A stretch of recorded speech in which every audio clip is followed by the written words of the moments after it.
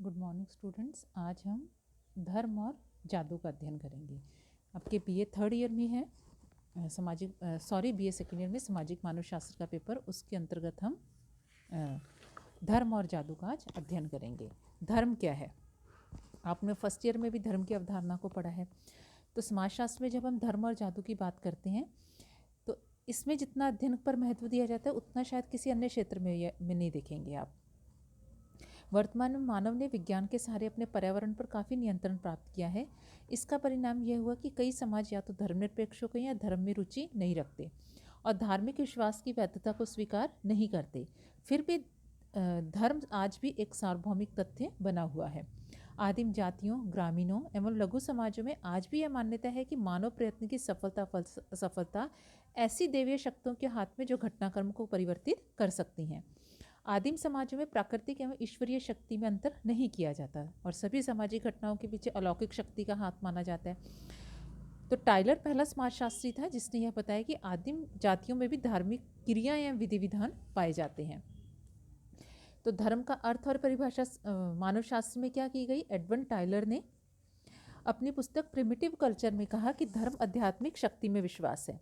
Sir James Fraser ने धर्म से उनका तात्पर्य है कि मनुष्य से श्रेष्ठ उन शक्तियों की संतुष्टि या आराधना समझता हूँ जिनके संबंध में यह विश्वास किया जाता है कि वे प्रकृति और मानव जीवन को मार्ग दिखाती और नियंत्रित करती हैं। मेलिनोवस्की ने धर्म में समाजशास्त्रीय मनोवैज्ञानिक दोनों ही पहलुओं का समावेश करते हुए लिखा है, धर्म क्रिया की एक विधि है, साथ ही विश्वासों की एक व्यवस्था भी। धर्म एक समाजशास्त्रीय घटना के साथ साथ एक व्यक्तिगत अनुभव भी है। हॉबल ने भी धर्म को परिभाषित करते हुए लिखा है, धर्म अलौकिक शक्ति में विश्वास पर आधारित है जिसमें आत्मावाद और मानववाद दोनों सम्मिलित हैं। धर्म की विशेषताएं या लक्षणों की अगर हम बात करें तो सबसे पहले कि धर्म अलौकिक शक्ति में विश्वास है कि ये माना जाता है कि इस विश्व में जो भी घटनाएं घटित हो रही हैं उनके पीछे कोई अलौकिक शक्ति है जो इस पूरे विश्व को संचालित कर रही है। दूसरा है धार्मिक क्रियाएं। मानव अपने धार्मिक विश्वास विभिन्न धार्मिक क्रियाओं जैसे पूजा पाठ, कर्मकांड, यज्ञ, हवन एवं बलि आदि के द्वारा अभिव्यक्त करता है। यही कारण है कि प्रत्येक धर्म में अलौकिक शक्ति से संबंधित बाह्य क्रियाएं पाई जाती हैं, किंतु धार्मिक क्रियाएं तो ऐसी होती हैं जिन्हें सामान्यतः सभी व्यक्ति कर सकते हैं, किंतु कुछ के लिए धार्मिक विशेषज्ञों जैसे पुजारी, पादरी आदि की आवश्यकता होती है। जॉनसन ने धार्मिक क्रियाओं की 6 विशेषताओं का उल्लेख किया है। धार्मिक क्रियाओं में पवित्र पदार्थों का उपयोग किया जाता है। धार्मिक क्रियाओं का संबंध मोक्ष प्राप्ति से है। धार्मिक क्रियाएं सुख व आनंद देती हैं। धार्मिक क्रियाएं लक्ष्य प्राप्ति का एक साधन है। धार्मिक क्रियाएं दीर्घ काल तक एक ही प्रकार से संपन्न की जाती हैं। और लास्ट है, धार्मिक क्रियाएं नैतिक क्रियाओं से भिन्न होती हैं। नेक्स्ट है पवित्रता की धारणा। तो हमने देखा कि धर्म से संबंधित जितनी भी क्रियाएं व्यक्ति संपन्न करता है उसमें धार्मिक पवित्रता बहुत अधिक जुड़ी होती है। जैसे धार्मिक प्रतीकों में पवित्रता देखते हैं हम, पुस्तकें हैं, वस्तुएं हैं, इन सब में हम पवित्रता को देखते हैं। नेक्स्ट है भावनात्मक एवं मानसिक पक्ष। धर्म का संबंध हमारी मनोभावनाओं एवं संवेगों से भी है। ये अलौकिक शक्ति में विश्वास, भय, श्रद्धा, भक्ति, आदर एवं प्रेम की भावनाओं तथा संवेगों से जुड़ा होता है। हम अलौकिक शक्ति से डरते हैं, अतः उससे प्रेम भी करते हैं। इस प्रकार धर्म में भय मिश्रित श्रद्धा होती है। हम जानते हैं कि अलौकिक शक्ति प्रसन्न होने पर हमारा भला कर सकती है और नाराज होने पर हमें कष्ट नष्ट भी कर सकती है। तो ये हमारे दोनों ही पक्ष आ जाते हैं, भावनात्मक और मानसिक पक्ष। प्रार्थना, पूजा एवं आराधना। प्रत्येक धर्म में अलौकिक शक्ति को प्रसन्न करने, उसके कोप से बचने के लिए हम सब विभिन्न विधियां प्रयोग में कर लेते हैं। नेक्स्ट है तर्क का भाव। तर्क के भाव में हम देखते हैं कि सभी मतलब जो घटनाएं घटित होती हैं उनके पीछे व्यक्ति अलौकिक शक्ति का विश्वास मानता है, उसके पीछे वो तर्क को यूज़ नहीं करता। तो आप जब भी हम किसी अलौकिक शक्ति या मानवीय आदिम समाजों की बात करते हैं तो हम देखते हैं कि वहाँ पे तर्क का भाव पाया जाता है। तो धर्म के अगर हम आवश्यक तत्वों की बात करें तो आवश्यक तत्व क्या क्या हैं धर्म की? जैसे अनुष्ठान है, अनुभूतियाँ हैं, विश्वास हैं, संगठन है, प्रतीक और पौराणिक गाथाएँ हैं, निषेध हैं, धार्मिक संस्करण आदि हैं। अब हम धर्म की उत्पत्ति के सिद्धांत देखें तो हम मानव शास्त्र में जब हम विभिन्न विद्वानों को पढ़ते हैं तो हम देखते हैं कि उन्होंने धर्म की उत्पत्ति के विभिन्न मानव शास्त्रीय सिद्धांत दिए हैं। पहला हम देखेंगे आत्मावाद या जीववाद। आदिम धर्म के बारे में सर्वप्रथम अंग्रेजी सिद्धांतकार मानव शास्त्री टायलर ने यह सिद्धांत प्रस्तुत किया। तो आप ये याद रखें कि धर्म का आत्मवादी जीववादी सिद्धांत किसने दिया? तो टायलर ने दिया। कभी कभी आपसे जो एक नंबर के वो जो एक लाइन के प्रश्न पूछे जाते हैं, एक नंबर का होता है, उसके अंक 1 होता है, तो उसमें आपसे पूछा जा सकता है कि टायलर ने धर्म से संबंधित कौन सा सिद्धांत दिया। तो आप उसका आंसर लिखेंगे आत्मावाद या जीववाद। इसमें उन्होंने धर्म के उद्गम को खोजा और उसकी विस्तृत व्याख्या ही नहीं की, वरन जादू एवं विज्ञान में भेद को बताया। हर्बर्ट स्पेंसर भी इस मत के समर्थक थे। टायलर ने कहा कि ऊपरी तौर पर तो हमें धर्मों की बहुलता में उनमें अंतर देखने को मिलते हैं, पर मूल रूप में वे सभी एक ही विचार पर निर्भर हैं, वो है आत्मा या जीव में विश्वास। आत्मा को आपने आदिम मनुष्यों से लेकर सभ्य मनुष्यों तक के धर्म का आधार माना, इसलिए उनके सिद्धांत को आत्मवाद या जीववाद के नाम से भी पुकारा जाता है। उन्होंने मानव शास्त्रीय शब्दकोश एक नया शब्द आत्मावाद दिया। आत्मावाद को आप 2 भागों में बांटते हैं। प्रथम, आत्मा का सिद्धांत, जिसके अनुसार यह विश्वास किया जाता है कि मनुष्यों में आत्माएं होती हैं जो कि उनकी मृत्यु के बाद भी शेष रहती हैं। द्वितीय, यह सिद्धांत मानता है कि प्रेतों का सिद्धांत, जिसके अनुसार ऐसी आत्माओं को भी स्वीकार किया गया जो मनुष्यों की आत्माओं से पृथक हैं, वे देवी आत्माएं हैं। इस प्रकार आत्माएं प्रेतात्माओं से लेकर शक्तिशाली प्राणियों तक की होती हैं, जो अमर है तथा संसारिक घटनाओं में मानव जीवन को नियंत्रित और निर्देशित करती हैं।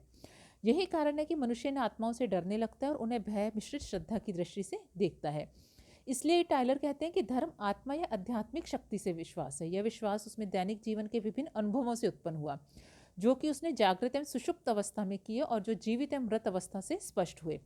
निद्रा अवस्था में स्वप्न के दौरान वह अपने को कई कार्यों में संलग्न देखता, अपने पूर्वजों से मिलता और ऐसे स्थान पर जाता है जहां वह पहले कभी नहीं गया। जागृत अवस्था में अपनी परछाई देखता है, तालाबों में नदियों के पानी में अपना प्रतिबिंब देखता, अपनी आवाज़ की प्रतिध्वनि सुनता। इस समय उसने जीवित और मृत व्यक्ति में भेद भी देखा। मनुष्य के मरने पर उसका बोलना, चलना, खाना पीना सभी समाप्त हो जाता है।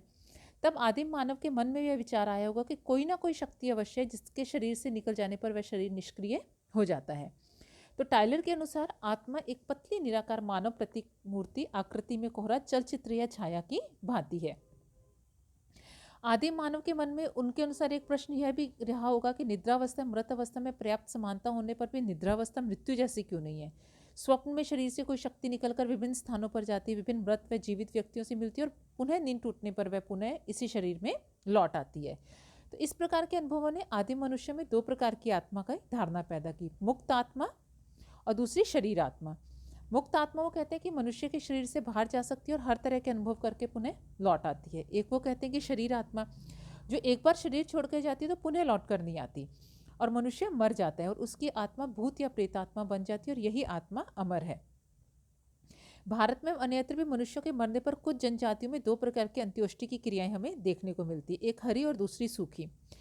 कि संभवतः सूखी, जो कि इस अनिश्चितता का सूचक है कि संभवतः आत्मा पुनः लौट आए। हरी दाह क्रिया मृत्यु के तुरंत बाद की जाती है और सूखी दाह क्रिया कुछ समय बाद, जबकि आत्मा के पुनः लौटने की कोई संभावना शेष नहीं रहती। टोडा जनजाति में दोनों प्रकार की अंत्येष्टि क्रियाएं की जाती हैं। हो लोग सूखी दाह क्रिया को जगटापा कहते हैं, कोटा लोग हरी दाह क्रिया को पत्सऊ और सूखी दाह क्रिया को व्रलदऊ कहते हैं।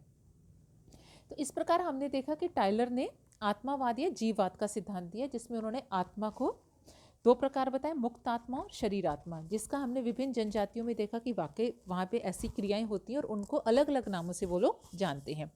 उनके इस सिद्धांत की कई मानव शास्त्रियों ने स्वीकार किया तो कुछ ने आलोचनाएं भी की। उनकी आलोचना प्रथम यह होती है कि टायलर ने आदिम मानव को तर्कशील व दार्शनिक व्यक्ति के रूप में प्रस्तुत किया, जो वह कभी नहीं था, और जिस व्यवस्थित क्रम में उसने सिद्धांत को रखा ऐसा आदिम मानव तो क्या आधुनिक मानव भी नहीं रख सकता। ऐसा प्रतीत होता है कि संभवतः टायलर को वस्तु स्थिति का पूर्ण ज्ञान नहीं था, क्योंकि उसने अपने तथ्यों का संकलन यात्रियों ईसाई धर्म के प्रचारकों द्वारा किए गए रोचक वर्णनों से ही प्राप्त किया और उन लोगों ने आदिम धर्म को ईसाई धर्म के दृष्टिकोण से देखा। टायलर आत्मा में विश्वास को ही धर्म का आधार और आदिम समाजों में उच्च देवता की धारणा का भाव मानते हैं, परंतु लैग का मत है कि ऑस्ट्रेलिया की कुछ जनजातियों में ईश्वर की धारणा पाई जाती है। शिम्ट ने भी निग्रो जनजातियों तथा कैलिफोर्निया की फ्यूजी जनजातियों में ईश्वर की धारणा का उल्लेख किया। मेरिट का मत है कि आदिम पद्धतियों में आत्मा की धारणा ही नहीं वरन अन्य धारणा भी पाई जाती हैं, जैसे जीवित सत्ता में विश्वास, जिसके कारण जीव सत्तावाद के सिद्धांत का जन्म हुआ। टाइलर ने धर्म की उत्पत्ति को अति सीधे और सरल रूप में प्रस्तुत किया। केवल परछाई, प्रतिध्वनि, स्वप्न, मृत्यु के अनुभवों ने ही धर्म जैसी जटिल संस्था को जन्म दिया होगा, ऐसा नहीं माना जा सकता। धर्म एक जटिल तथ्य है, अतः इसकी उत्पत्ति में सामाजिक कारकों का भी हाथ रहा। केवल आत्मा में विश्वास से ही धर्म की उत्पत्ति स्वीकार करना सामाजिक तथ्यों की अवहेलना है। तो इस प्रकार आज हमने टाइलर का आत्मावाद या जीववाद का सिद्धांत देखा कि वो किस तरह से धर्म की जो व्याख्या है वो आत्मा के माध्यम से करते हैं। आत्मा को वे दो प्रकार बताते हैं, मुक्त आत्मा और शरीर आत्मा। किस तरह वो कहते हैं कि मुक्त शरीर आत्मा शरीर को छोड़ के चली जाती है और मुक्त आत्मा जाती है और पुनः निद्रावस्था में जब हम होते हैं तो लौट आती है। तो इस प्रकार से इन्होंने ये सिद्धांत दिए। तो आगे हम अन्य सिद्धांतों की बात करेंगे। धन्यवाद।